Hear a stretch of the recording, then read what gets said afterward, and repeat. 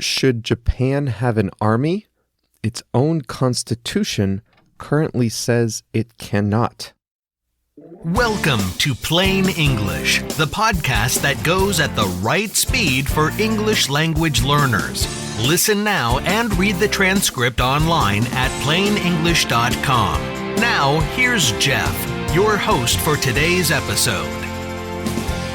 Japanese Prime Minister Shinzō Abe thinks it's time to revise his country's pacifist constitution, which prevents the world's fifth largest democracy from having any armed forces at all. Hi all, welcome back. You are listening to Plain English, the best podcast for learning English through current events. I'm Jeff in Chicago. JR is the producer in Mexico. Jeff at plainenglish.com, JR at plainenglish.com if you want to get in touch by email, or check us out on Facebook and Twitter under the username Plain English Pod. Today's episode is number 96. So you can find the transcript at plainenglish.com/96. And remember, we have translations into Japanese, Chinese, French, Italian, Spanish, and Portuguese, all for your reading convenience. Japanese Prime Minister Shinzō Abe was re-elected to a third term as the leader of the Liberal Democratic Party. Since the LDP has a comfortable majority in Japan's parliament, known as the Diet, Abe will be able to become the country's longest-serving prime minister in the post-war era. Abe is known globally for his economic strategy, which is often credited with making Japan more economically competitive. But his attention in his final term in office is now turning to foreign and security policy, and there is one big obstacle to Japan's development as a player on the world stage, and that is its own constitution.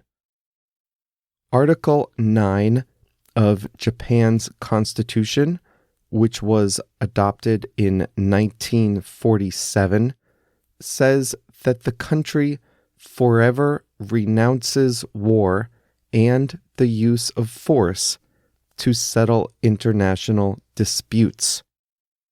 The article also says that Japan may not maintain land, sea, or air forces.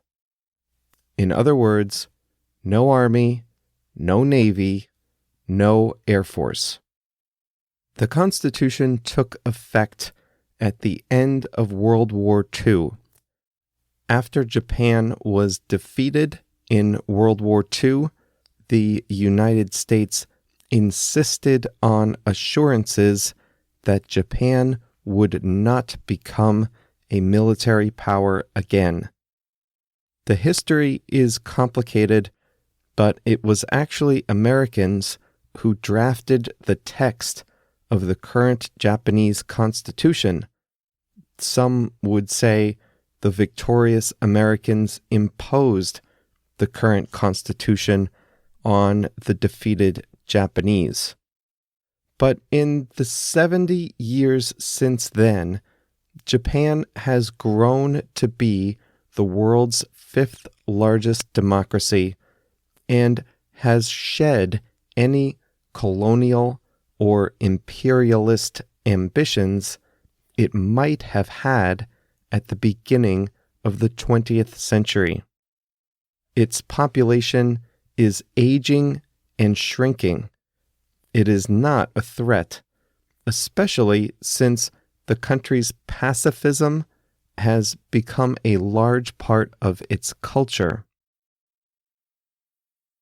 There are some strong reasons in favor of Japan having armed forces. First, for self-defense. It's an island nation of 127 million people in a rapidly changing part of the world where China is asserting itself on the world stage and neighbor North Korea is openly pursuing nuclear weapons. If a conflict erupted in Asia, Japan would have to depend on other countries, principally the United States, for its defense. Supporters of constitutional reform say Japan should be able to maintain armed forces to defend itself in case of conflict. Another reason for reform is so that Japan can bear its share of the responsibility for peacekeeping around the world. It is restricted now in its ability to help allies in trouble in Asia, its own backyard. And although it participates in UN peacekeeping missions, it has to withdraw from any situation that is too dangerous. Perhaps the best reason to change the Constitution is to bring it into alignment with reality. Japan has armed forces. They are called the Self-Defense Forces. Japan maintains the fiction that it does not have an army by calling the self-defense forces an extension of the national police. They number 300,000 people, and they are equipped like an army. Japan twists itself into a logical and legal pretzel, trying to reconcile its self-defense forces with its pacifist constitution. Any extension of the self-defense forces and any new peacekeeping role around the world inevitably leads to a constitutional battle at home over Article 9, limiting Japan's responsiveness and effectiveness on the world stage. So, what are the reasons not to change the Constitution? There are a couple of points on the other side, too. For one, pacifism and the lack of international aggression are now part of the Japanese character, and many in Japan simply don't want their country to maintain an army. The most convincing argument, however, is that Japan has bigger problems to deal with right now. Its population is aging and shrinking. Japan's population is shrinking by 1,000 people a day, and a fifth of the population is 70 or older. In the face of this, the country heavily restricts immigration, and the tax code discourages women from working full-time. Why should Japan's popular prime minister spend his time and political energy on reforming Article 9 when the country's demographics and economy are more pressing priorities? Reforming the Constitution would require the agreement of other political parties, plus the agreement of the Japanese people in a referendum. Neither is guaranteed.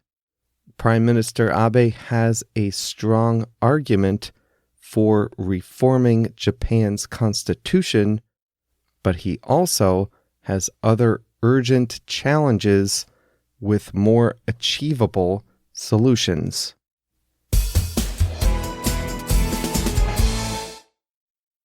If you're new to the program, you might want to check out the episode emails that JR and I send out each Monday and Thursday, unless I forget, in which case it would be on Tuesday or Friday, but I try each Monday and Thursday to send out a summary of the episode with an additional vocabulary word defined for you, plus links to the English articles I mention in the episode. So if you want to read more about a topic, you can do that via the links.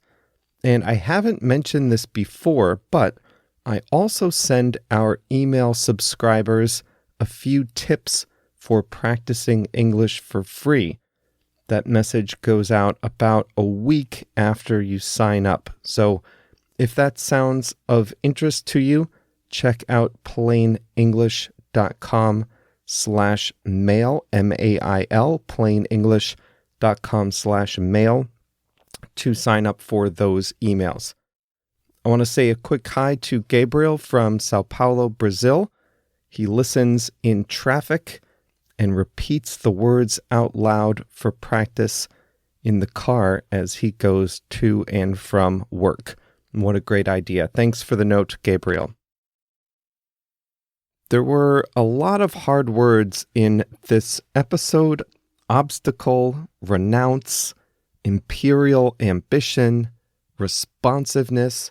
So if you had trouble following the words, go back and read them at plainenglish.com/96, especially with the translations. But I actually had a hard time picking an expression. I think on Thursday, I half promised you a phrasal verb, but in all those 700 plus words I just read, I didn't see a single phrasal verb worth mentioning. So I'm going to ask for a rain check on the phrasal verb. I'll get you one on Thursday. So the phrase I picked today is take effect.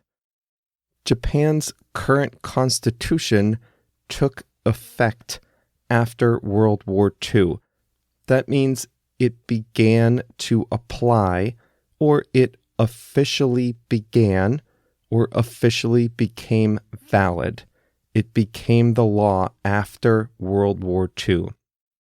To come into effect means usually a policy or a document comes into force. It is now official. You usually use this when a policy or a document is written beforehand, but it doesn't apply, it doesn't officially begin until later. Here's a great example. The new agreement that replaces NAFTA, the USMCA, as it's called, that has been drafted already. There is text. It's going to the U.S. Congress, the Canadian Parliament, and the Mexican Congress for approval. It's written. We know what it says. But it's not the law in our three countries yet. Even when the countries pass the law, at that last minute, the last moment, when the final vote is taken, even then, it still won't take effect. That's because they're going to eventually pick a day, one specific date, when the old NAFTA is gone and the new USMCA officially begins, officially takes effect.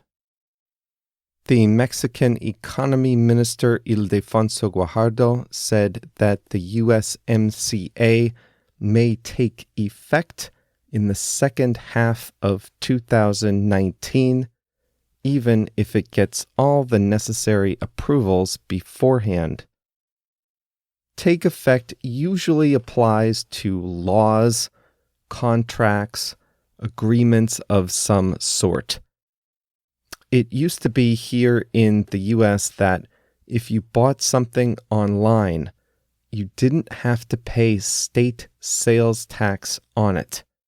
But now, most states are charging sales tax on the things you buy online. In 3 states, Hawaii, Tennessee, and Vermont, the new sales taxes took effect in July. The sales tax in Mississippi took effect the next month, and then just on October 1st, online sales taxes in 10 states took effect, including my own state of Illinois. Ouch. So in each case, the law was drafted, debated, and passed sometime earlier, but the law had a specific date on which it would take effect, on which it would begin to be the law. What else? Oh, an insurance policy takes effect as of a certain date. Actually, in the US, most insurance policies take effect at a specific time on a specific date. If you buy health insurance, car insurance, whatever, you and the insurance company agree on a date on which the policy takes effect. When does it officially start? You might sign all the papers on a Monday, but the agreement might not take effect until later in the week, or it might take effect immediately. That means you sign, you pay, and it's already in force. It's already valid. If you're going to buy a new car, you want to make sure the insurance takes effect before you officially buy the car and start driving it around. You don't want to get into an accident. Well, you don't want to get into an accident on the first day you own a car anyway. You don't want to get into an accident. Well, you don't want to get into an accident on the first day you own a car anyway, but you really don't want to get into an accident on your first day with a new car and then discover that your insurance policy doesn't take effect until the next day. That would be bad. Hey, before we go, I just wanted to remind you that all Plain English listeners are eligible for a free audiobook from Audible by going to plainenglish.com/book, B-O-O-K. Just sign up for a free trial membership and you'll get an audiobook to keep forever. If you don't want to become a paying subscriber of Audible, just cancel in the trial period and you don't have to pay anything. Audiobooks are a great way to challenge yourself if you're getting good at listening and want to try something a little faster. I especially like it if you already know the story, so you don't have to worry about picking up every word and getting confused. plainenglish.com/book, B-O-O-K. And that's it for today. Don't worry, JR and I will be back like always on Thursday with another episode as we creep toward number 100. Have a great week ahead.